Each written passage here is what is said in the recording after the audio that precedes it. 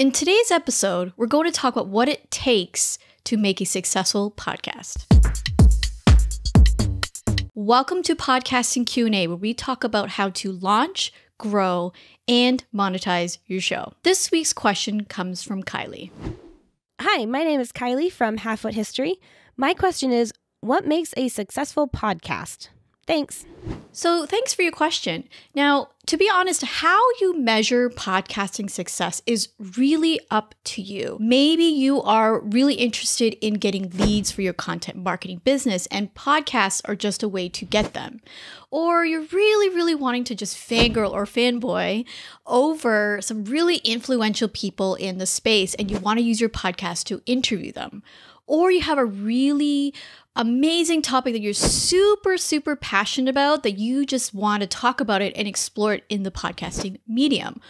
Or you're really interested in building a community and using podcasts to do that. So take some time to really figure out what is your measure of success. And again, that's really up to you and it's individual based on what it is that you want to get out of your podcasts. And when you have figured that out, we want to be here and help give you some tips on how to maximize your podcast potentials. Number one is to get listed on the major podcasting directories. So I'm sure you've heard of Apple Podcasts. It's a pretty big one. So some of the other ones include Spotify, TuneIn, Google Podcasts, Stitcher. And getting listed on these podcasts means that more people are going to be able to find out about it. Again, maximizing potential.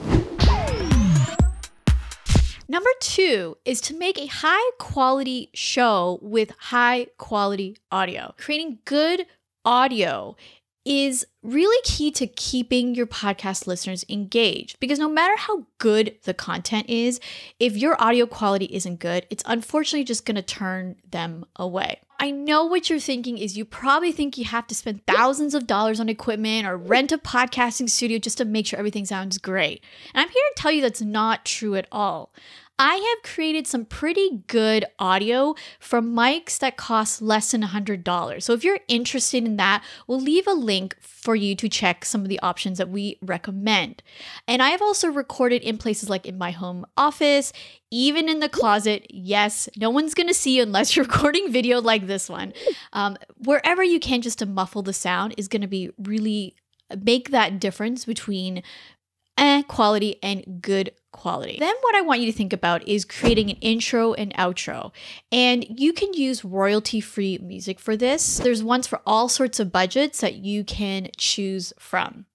When it comes time to putting your episode together, consider using audio editing software. Again, I sound like I'm repeating myself, but there's ones for all sorts of budgets, even ones for free, that you can use to edit out things like awkward phrases, ums and ahs, and again, putting that intro and outro together. So hopefully that will help you boost that audio quality and again, keep your listeners engaged.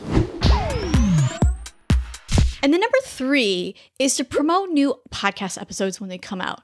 Now, I'm going to give a couple of suggestions and don't feel like you have to do all of them because to be honest, there are so many things you can do to promote your podcast episode. It's going to feel really overwhelming. And some of the things I'm about to say aren't necessarily relevant to your situation. So pick and choose maybe one or two to start, and then you can build from there.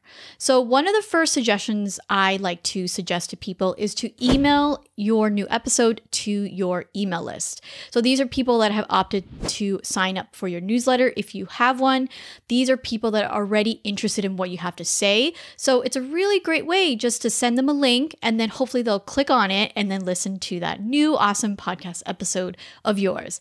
And then consider using social media. So there are lots of, again, free and inexpensive tools where you can create audio clips, graphics for your Instagram, Facebook, Twitter accounts, or wherever you have your social media accounts.